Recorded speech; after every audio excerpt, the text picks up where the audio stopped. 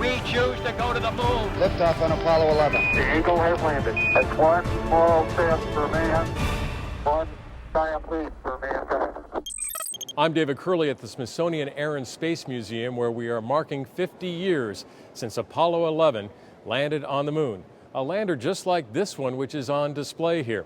We've produced a number of stories about this remarkable accomplishment of the United States. We're going to share some of those with you. That's one small step for man, one giant leap for mankind. As Neil Armstrong and Buzz Aldrin were on their moonwalk, orbiting above was the third crew member, Michael Collins. What was Apollo 11 like for him 50 years later? Michael Collins in his own words. They were wonderful crewmates, each in his own way.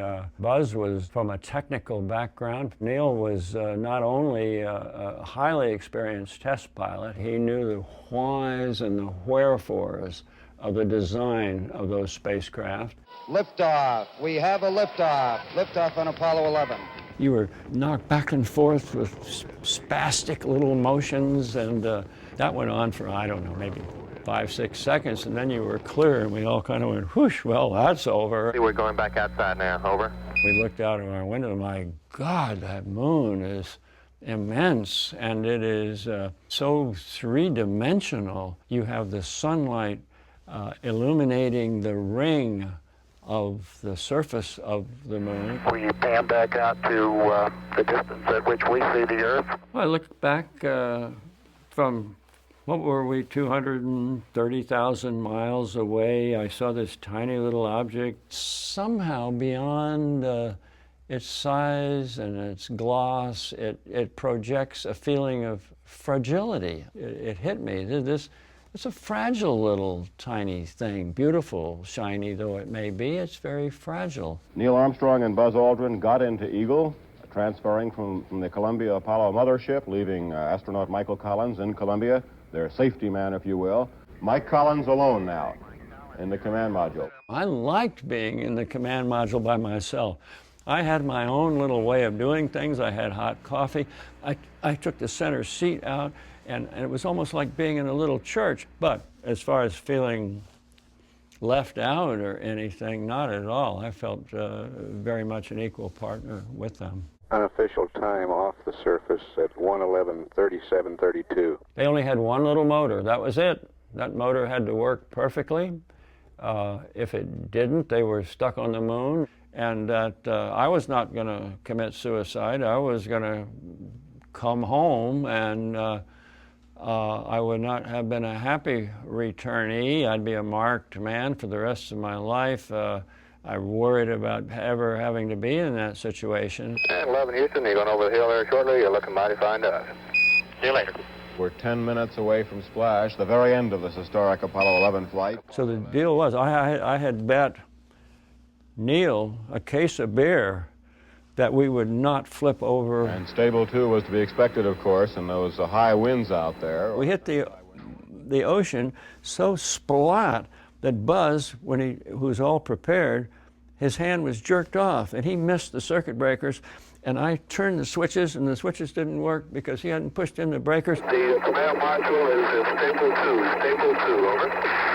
Stable 2 is upside down. The flotation bags will right the spacecraft. So we flipped over into stable 2, and I owed Neil a case of beer. Oh. Particularly you kids, to you belongs the future of this country. And when you're older, I hope to see some of you on the planet Mars.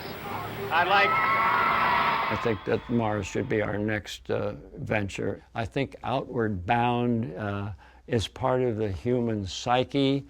And if you believe in outward bound, then Mars shines very brightly. It's the closest thing that we have to a sister planet. When we do go, I think it should be a world trip, not an American trip. And I hope I see that in my lifetime, although I don't think I will. When Michael Collins wasn't talking to his two crewmates, he was talking to Houston, Mission Control. Often the flight director was Gene Kranz, who had some very tense moments as the lunar lander was headed to the surface of the moon. Capcom, we're stay for T1. Gene Kranz was one of the Apollo flight directors, one of the leaders in the room. Kranz was on duty for the lunar landing. He's the one who had the final go, no-go decision. Okay, all flight controllers, go, no-go for landing. Retro. Go. FIDO. Go. Guidance. Go. Control. Go. Telcom. Go. GNC. Go. Ecom. Go. Surgeon. Go. Capcom, we're go for landing. Eagle Houston, you're go for landing, over. But it didn't go as planned. 1202. Give us a reading on the 1202 program alarm. As the LEM descended, the computer started alarming. 1202, then 1201. 1201. 1201. Roger, 1201. 1201 alarm. Same type, we're go, flight. Okay, we're go. We're go, same type, we're go. Our final training run, we exercised those alarms. And I always go back and think what we have done if we had seen those for the first time. Alarms dealt with. But another alarming problem. The planned landing site was covered in huge boulders, so Neil Armstrong started flying manually. That means he's burning the limited precious fuel. 30 seconds. Forward. I think many Americans sometime in their life have driven when the gas gauge in the car reads empty. That was the condition that we were on. Tranquility Base here. The Eagle has landed. They landed, but was it safe to stay? No time for celebrations. Okay, all flight controllers, about 45 seconds to T1, stay, no stay. At the instant of landing, the people in the viewing room started cheering, stomping their feet, applauding right on down the line. Very smooth touchdown. Host control, both autos, engine command override off. Okay, keep the chatter down in this room. And it was just a question of keeping control of the people within the room. We came in peace for all mankind. 50 years later, what did landing the man on the moon and bringing him back safely mean for the country and the world and for Gene Kranz? It really demonstrated the power of free and open society. Personally, I was a Cold War warrior. Basically, I wanted to win the space race. I wanted to achieve the high ground. But all of a sudden, we quit. And I don't look at our nation as one of quitters, but we were told to stand down. And the day I left, I just hoped and believed that I would once again in my lifetime see an American walk on the moon. And today I even question whether even my children will see an American walk on the moon again. It's time for America to wake up, get moving, build the energy and passion and say, what America can will, America can do, and it's the will that is lacking. Gene Kranz, who used his experience on Apollo 11 during Apollo 13, when an oxygen tank exploded and there was worry of getting the crew back. As Kranz told his team at the time, failure is not an option. There were so many systems that Houston was worried about, from the rocket to the command module to the lunar lander, and one called the mini spacecraft. Those are the moon suits that the astronauts wore on the surface of the moon, and you might be surprised who built those suits. It's one small step for man, one giant leap for mankind. Neil Armstrong's first step captivated the world. Most alive at the time can remember exactly where they were. Where were you? I was in Mission Control Houston. What were you thinking? We've got the safety of the whole mission in our hands for 6 or 7 hours with our equipment, and the world is watching. That's because Sonny Ream was part of the team that spent years building the spacesuits the astronauts were wearing. We came in peace for all mankind. And their first full systems test was this moonwalk. While others celebrated, Sonny and his team nervously worried, especially when Buzz Aldrin started jumping around the landing site. When Buzz Aldrin is talking about kangaroo hops and starts hopping around the moon, what are you thinking? I'm thinking, make that silly bastard get back in the LEM. We're successful. We can declare success. We can declare it right now, but they're not inside. We've done everything we wanted to do. I don't care how many craters Buzz wants to look at. Get him back inside. They were unlikely constructors of the pressure suit that would protect astronauts on the moon. The company, ILC, was part of Playtex. Yes, try on a new Playtex at your favorite store. This is a company that basically was making women's undergarments. Yeah, they're making girdles and bras and industrial gloves. Expandable fabrics, things that could give a little bit. Stretch in one direction and not the other. And their background for the basic fabric of a spacesuit was there in Playtex. They had the technology. In an effort to try and secure federal contracts, a couple of the engineers on the team, enthused about space, decided to make a play for the contract to build the spacesuits. They even produced a film of their suit in action. We made a suit and sent a video to NASA of the suit walking. When they saw that, they go, I don't know who did this, but this is the suit we want. 21 layers, meticulously sewn together. They even helped create fabrics, the outside layer, Teflon, and a type of glass to protect from micrometeorites. Even the overboots, which left those footprints on the moon, were their design. By golly, that's what you see on all the pictures of those tracks on the moon. And we made that, we selected that and never changed it. But during that actual walk, Sonny Ream had trouble calming himself. Head on up the ladder, Buzz. When they said, get up the ladder, I was like, yeah, get up the ladder. You were nervous all the time that they were out there. I was just delighted to see them finish, let's put it that way. The spacesuit and backpack that was our small spacecraft out on the lunar surface. We'd like to give a special thanks to all those Americans who built those spacecraft. It was my life achievement. I mean, I had spent my whole working career trying to do it. 50 years later, what do you think back now? I think it was a great accomplishment by some people from a consumer products company that wouldn't say no. They had a goal and they were insistent on doing it, and they did it. Sonny Ream, one of the 400,000 people who made landing on the moon possible. That suit he helped build was starting to show its age. The Smithsonian decided to do something about that. It is the single most human factor of the Apollo 11 mission. Lisa Young knows Armstrong's suit better than most, a conservator at the Smithsonian. It was a bra and girdle company that ended up creating this piece of technology. I think it's great. It came from women. Some of the layers of this suit have a half-life of 50 years, so parts of it have been degrading. It has taken more than 2 years of work on this suit to get it ready to put out back on display. Not to make it look perfect, but as it was when it was on the moon. There is moon dust embedded here in this suit. The lunar dust is embedded right there on the surface to tell its story forever. Oh, you can see the gray. The challenge is to leave all of the original materials intact plus what's happened to it, and that tells it's in history representing Apollo. And this conservator just learned something unique about the Apollo 11 suits. The flags on the shoulder appear scuffed. Was it wear? No. There was a printing problem. The marks were visible even before the flight.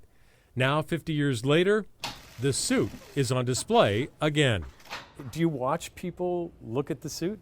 So I will watch people. I love to see people's reactions. It's very emotional. What has it meant, Apollo 11, 50 years ago? We talked to two historians about the lasting impact. We choose to go to the moon. The challenge, to go to the moon in less than a decade, made to an American space program that was struggling. And as the Soviet Union was winning the race to space, the first satellite, the first humans in space. That was Kennedy's motivation. We spoke with two historians with accounts of man landing on the moon. I think of it as a military mission that we had to beat the Soviets because it wasn't just for global prestige, but to show the world that democracy was a more efficient form of government than communism. And absent that, we would not have undertaken a moon mission like this that we did. But that fueled the efforts to demonstrate our technological prowess. But the U.S. didn't know how to get to the moon, didn't have a big enough rocket to get there. The cost, $25 billion, controversial throughout the 1960s. That was a tumultuous couple of years in the late 1960s, the height of Vietnam and urban unrest, civil unrest, and so forth.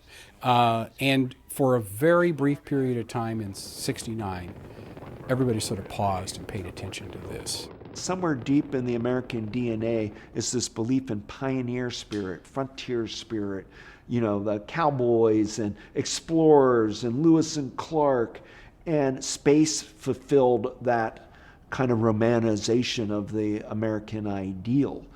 These were space cowboys. An ideal realized on that summer day in 1969. And Neil Armstrong's one of the most romanticized figures in American history, and he was the least romantic of men. He just was about mission accomplished, and I'm doing it for the sake of my country, for my government, for democracy. We did not become a spacefaring nation, but the technology that took us to the moon is now in your pocket. NASA was the first great laboratory for the modern economy of today. If you're, it's the beginnings of the internet begin in 1969. The link between the tech revolution of the 70s and NASA are a direct linkage, and that's the world we're living in today. It's a NASA Silicon Valley world. Tranquility Base here. The Eagle has landed. The U.S. putting a man on the moon just 25 years after D-Day. 500 years from now, if you think about the 20th century, this is one of 2 or 3 of the things that you will think about. First step foot upon the moon.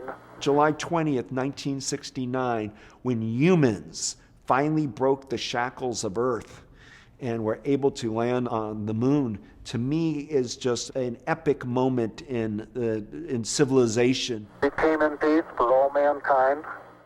The Apollo missions were born out of a space race that continued until Armstrong and Aldrin were on the surface of the moon. An amazing story about Luna 15. The story told by the first man on the moon, Neil Armstrong, who, like other Americans, had watched the Soviets' early successes. Sputnik shocked the American public. We believed we were the most technologically advanced community in the world, and how could this have happened? We choose to go to the moon. While President Kennedy challenged the U.S. to put a man on the moon in less than a decade, the Soviets did not give up. They attempted to beat the Americans and bring back soil from the moon in an unmanned probe, Luna 15. This footage from the Soviet film The Moon Highway of the follow-on version Luna 16. Just 3 days before they lifted off, Armstrong and his crew in final preparations for their mission, the Soviets launch. The Soviets launched Luna 15.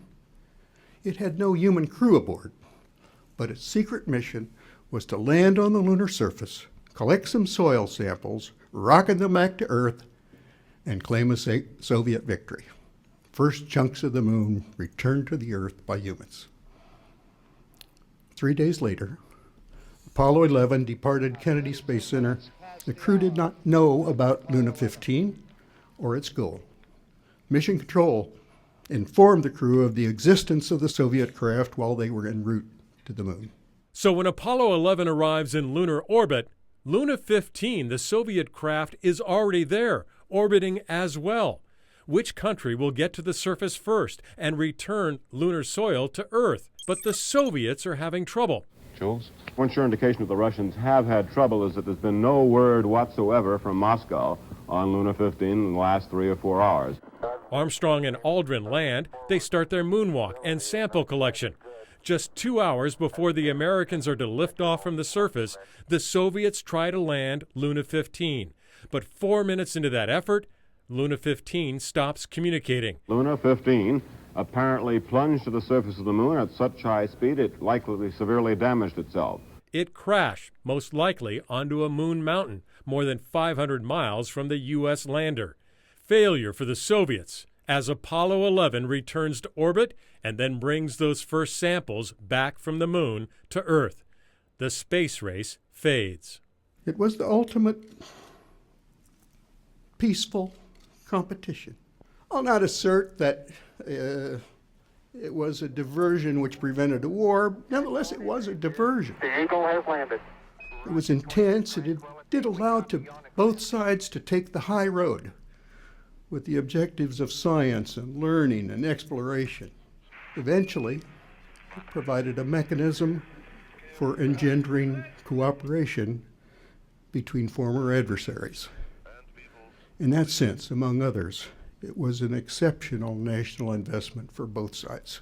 It was quite a space race, and as Mr. Armstrong said, probably good for both countries. But there are a number of stories, not only the failure of Luna 15, about problems along the way. One involved Buzz Aldrin, his spacesuit, and a very important switch. On the surface of the moon, the astronauts in their pressure suits could kangaroo hop, but it wasn't really easy to get around. It's very cumbersome, and you have this big backpack. As Buzz Aldrin was turning around inside the LEM, his backpack banged into one of the walls, a wall filled with circuit breakers. My colleague in one of these motions banged into the circuit breaker panel with his backpack.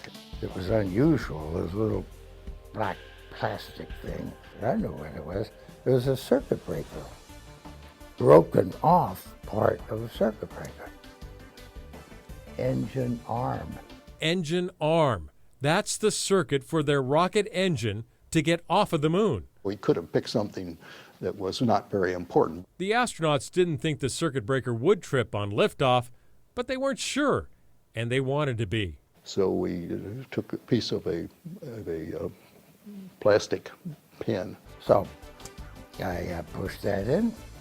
Houston says, "Oh, we've got a good complete circuit." It was just insurance. It's nice to get a little insurance. That broken circuit breaker switch and the pen are now part of the display of Apollo 11. A little insurance. Here in the Air and Space Museum, so many of the artifacts from Apollo and the space program have been preserved, and a new restoration has just happened in Houston. Mission Control. It looks like it did in 1969. Tell them to go ass on me, over. Mission Control, or as the astronauts called out, Houston, where engineers and flight directors sweated out the details of that first landing on the moon. Is it the same? Is it different? What do you think of? The people that lived here and worked here, the room talks to them. And you can remember the calls that the Capcom made. With $5 million, the consoles are rebuilt, the projection screens showing the map of the moon, and the details, the pipes, the cigarettes, ashtrays, not just 1960s props. These were the actual products the Mission Control engineers used. So she was able to find this on eBay, new in a box. So this is the rocket coffee pot, and even the creamer and the cups that were up here. That's amazing. The carpet, some of the chair fabric, no longer available, so they were made special for the room. The effort was to make it feel or make it look just the way it was, as if all the controllers just got up and went on break. 1201.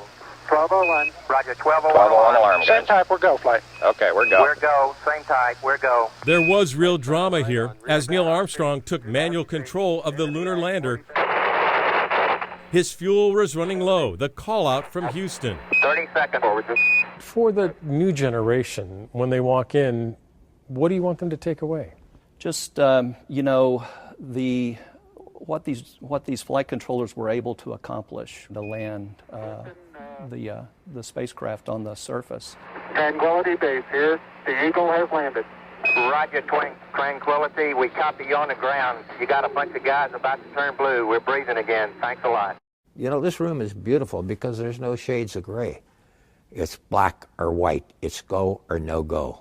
The frame of mind that was established within the people in this room, the standard of excellence, discipline, morale, toughness, competence, commitment, teamwork, that whenever we launch a crew, we're going to bring them back. And that was, we lived by that mantra. Every crew we ever launched, we got home. With this restoration on the 50th anniversary, visitors will now get an up-close look at that excellence and accomplishment born within these four walls. So here we are 50 years later, remembering the walk on the moon. But there is one experiment from that time that is still operating. Do you feel like you were part of Apollo 11? Oh, yeah. Professor Doug Curry is a physicist there at the beginning for the only Apollo 11 experiment which is still operating today, 50 years later. And I was sitting there looking through the telescope and having a television display. And my big thing was, Buzz, quit jumping around and like you're doing and get to work. Part of the Apollo 11 mission, beyond getting a human to the moon and back, was to bring back soil and rocks and conduct some of these scientific experiments. Buzz Aldrin has something in his right hand there. What is it? That's the retroreflector array.